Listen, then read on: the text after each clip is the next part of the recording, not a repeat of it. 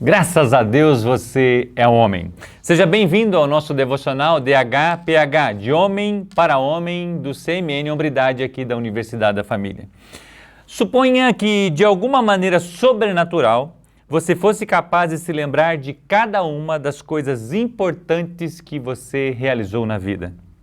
Suponha também que você soubesse que vai morrer daqui a alguns segundos. Suponha então que alguém lhe perguntasse: qual foi a coisa mais importante que você realizou na vida? O que você diria? O tema de hoje é colhendo maçãs e fazendo geleias. Fique comigo e nós vamos conversar sobre isso.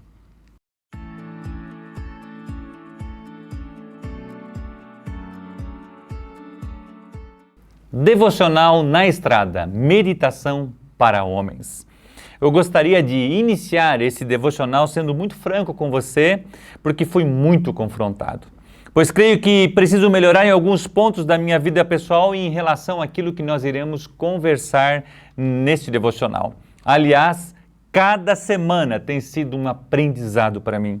E espero que para você também. E se possível, escreva nos comentários aquilo que Deus tem ministrado ao seu coração. Também quero pedir para você que, se esses devocionais têm trazido edificação para a sua vida, compartilhe com os outros homens. E, além disso, eu quero pedir algo que eu acredito que é mais valioso e mais importante do que isso, que você participe de um grupo, do Currículo CMN Hombridade.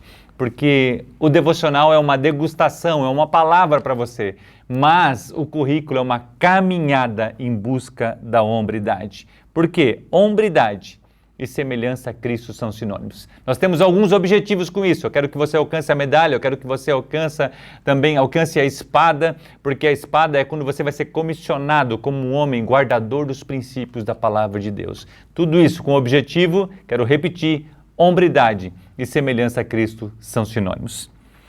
Lamentações 13:21 fala assim pra gente: quero trazer à memória aquilo que pode dar esperança.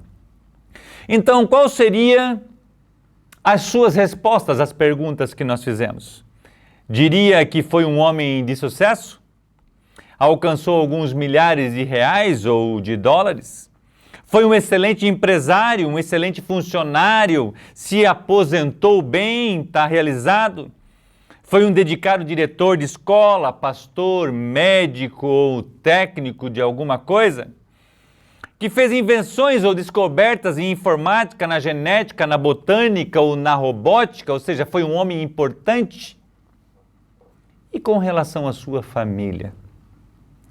Onde sua esposa e os seus filhos estão nesta lista? Lembre que nós estamos fazendo aqui uma suposição. Se você soubesse que iria morrer daqui a alguns segundos e você tivesse a capacidade de trazer tudo à lembrança que aconteceu na sua vida, o que traria para você a lembrança imediata daquilo que você realmente tem, daquilo que realmente tem valor para você?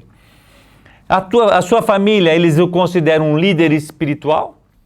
Eles o indicariam como exemplo de um homem que os outros deveriam imitar por causa do seu caráter e estilo de vida consagrados a Deus? Nós falamos sobre isso no nosso último devocional. Eles desejariam criar e ensinar os filhos deles como você criou? Colhendo maçã e fazendo geleias. O que isso tem a ver com o que nós estamos falando? Bom, às vezes você e eu colhemos as maçãs, mas não queremos fazer a geleia, ou seja, fornecemos até o que precisam, mas não participamos do processo. Quantas vezes nós passamos tempos com os nossos, tempo juntos, tempo de qualidade, tempo em qualidade?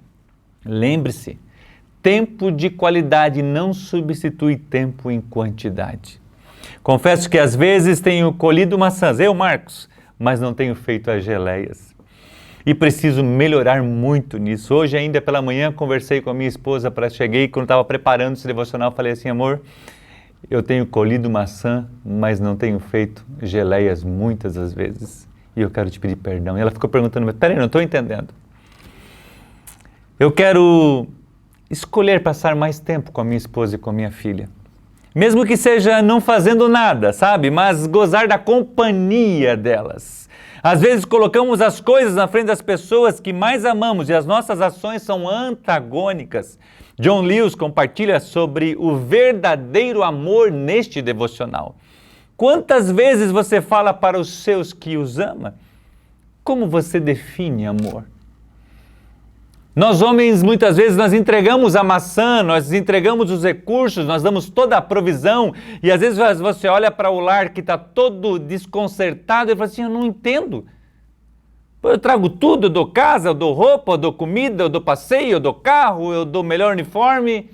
Você está dando a maçã, mas não está fazendo a geleia. O que eu quero dizer com isso? O que o autor quer dizer com isso? É que eu e você precisamos participar.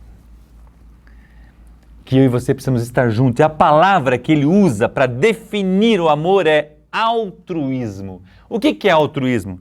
Inclinação de natureza instintiva que incita o ser humano à preocupação com o outro e que, não obstante sua atuação espontânea, deve ser aprimorada pela educação positiva, evitando-se assim a ação antagônica dos instintos naturais do egoísmo. Amor desinteressado ao próximo, filantropia, abnegação, ou seja, eu dou amor sem nenhum interesse de querer de volta. Esse é o amor desinteressado. A ausência de egoísmo, comportamento de quem tem consideração ao outro, de quem se preocupa com os demais. A atitude de quem, contrariando a sua própria natureza egoísta, pensa além de si mesmo. Abnegação. Uau, isso é o significado de altruísmo. Isso traz, a gente lembra do amor de Deus para conosco, do amor do Senhor Jesus para conosco, que foi um amor altruísta. Deus é amor e Ele deu o seu único Filho por amor em mim e você. O textuário da Bíblia, né, João 3,16, fala assim, porque Deus amou o mundo de tal maneira que deu quem? O seu Filho unigênito, para que todo aquele que nele crê não pereça, mas tenha vida eterna. Deus não amou alguns, a Bíblia fala que Deus amou o mundo, então você e eu estamos inclusos neste amor de Deus. Jesus é o maior exemplo de amor, ele se entregou. João capítulo 15, versículo 13, a Bíblia diz assim para mim e para você, ninguém tem maior amor do que este, aquele que dá sua vida pelos seus amigos. Isso que Jesus fez. Ele sacrificou a si mesmo, a sua glória, a sua honra por outros e não por ele próprio. Ele desceu da sua glória, ele se fez homem. Paulo chega a escrever aquilo que o olho não viu, o coração não sentiu, a mente não conseguiu imaginar aquilo que Deus tem preparado para mim e para você. E ele deixou tudo isso por amor por mim e por você. Qual a sua definição de amor? Dar presentes? Entregar as coisas para as pessoas? Entregar a maçã e não fazer parte da construção da geleia? Como os seus filhos sabem que você os ama?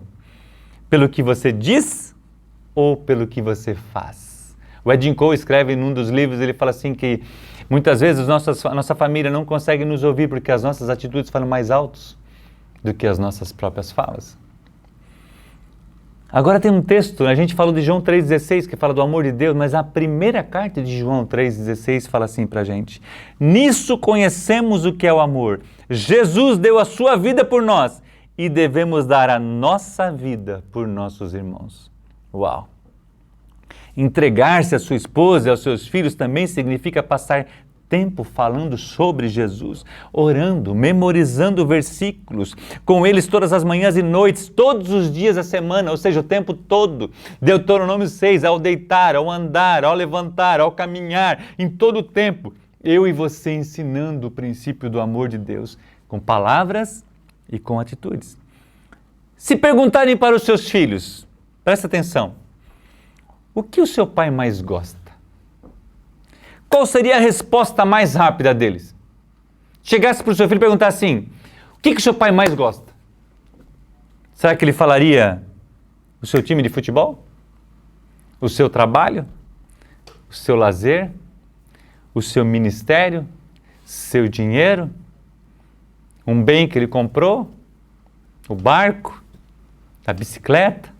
O que o seu filho falaria que você mais ama? Se chegasse para ele assim, Diga para mim rapidamente, o que seu pai mais gosta? O que ele falaria? Aonde que estaria Deus nesse contexto? Eu espero que a resposta dele seja, meu pai é apaixonado por Jesus. Meu pai é apaixonado pela palavra de Deus. Meu pai é apaixonado pela minha mãe. O meu pai tem prazer de estar conosco. Já conversou com eles como você escolhe as suas decisões? Porque você é o cabeça, você é o líder.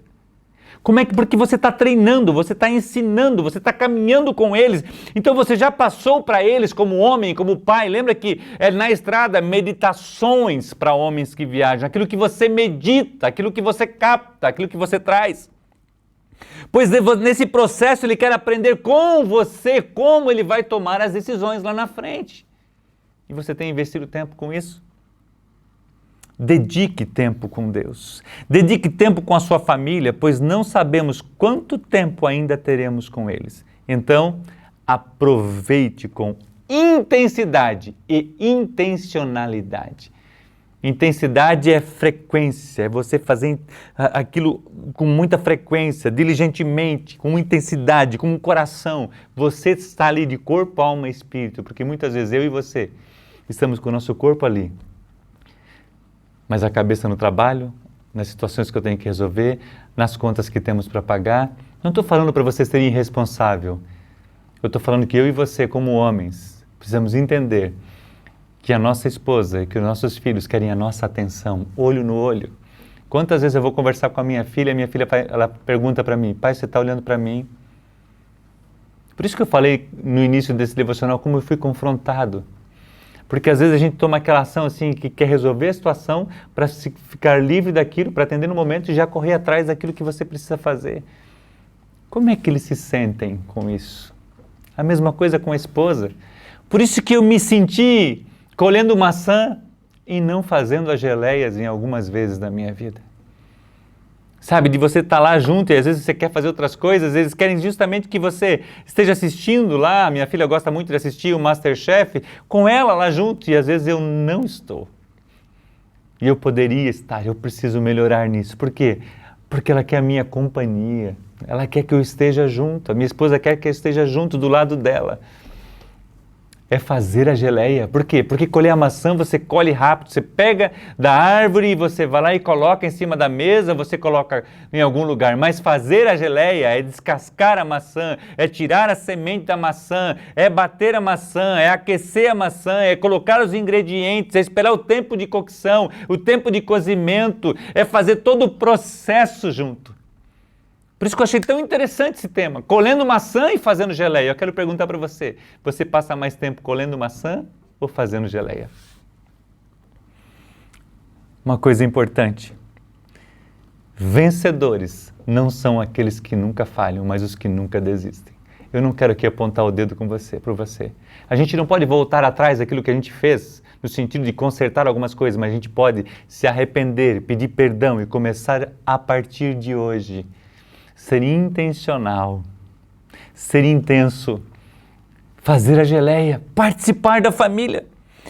Não viva com a morte, o Edin Cole fala sobre isso, entre os seus erros, não viva com a morte, enterre os seus erros, porque às vezes a gente cometeu algum erro na educação, uma falta, ou a gente passou tempo distante, a gente fica com aquela morte, com aquele erro, e fica ruminando aquilo. Ei, entregue isso na cruz, a culpa, a sensação de ter pecado, entregue para Jesus, ele já pagou o preço, e comece de hoje. Paulo fala assim, deixando para trás as coisas, deixando as coisas que para trás ficam, prossigo para o alvo. Enterre. É o melhor lugar para que você deixe os seus erros, é na cruz, é lá que Jesus pagou o preço. E eu quero convidar você como homem, colha a maçã, faça a geleia e desfrute daquele pão quentinho, com a manteiguinha e com aquela geleia deliciosa. O tempo em família.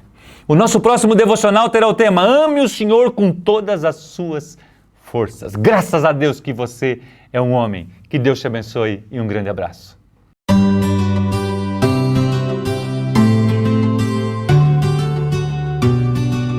A Universidade da Família é uma instituição que nasceu de um casal que foi restaurado por Deus através de um curso aplicado em suas vidas há mais ou menos 30 anos atrás. Então se perguntaram se Deus pôde restaurar o nosso casamento, poderá restaurar de outras pessoas também. A partir de então, Dona Márcia e seu Jorge Nishimura iniciaram a UDF com o objetivo de ajudar os casais em suas dificuldades a vencerem e a ter uma família equilibrada e ajustada pela palavra de Deus. Nenhuma família é perfeita, mas nós acreditamos nela. A UDF tem o foco em continuar a ajudar as famílias da nossa nação. Esta é a nossa causa. A partir de R$10, você pode se tornar um mantenedor da UDF. E o nosso pedido é que nos ajude por 2 anos ou mais. Estamos passando por momentos difíceis e vamos sobreviver, pois acreditamos que nossa causa é nobre e ainda mais necessária do que antes. Se junte a nós, convide seus amigos a se tornarem mantenedores juntamente com você e vamos juntos manter a UDF viva e forte. Obrigada pela sua ajuda. Saiba que a sua semente dará muitos frutos na vida de milhares de famílias. Deus te abençoe.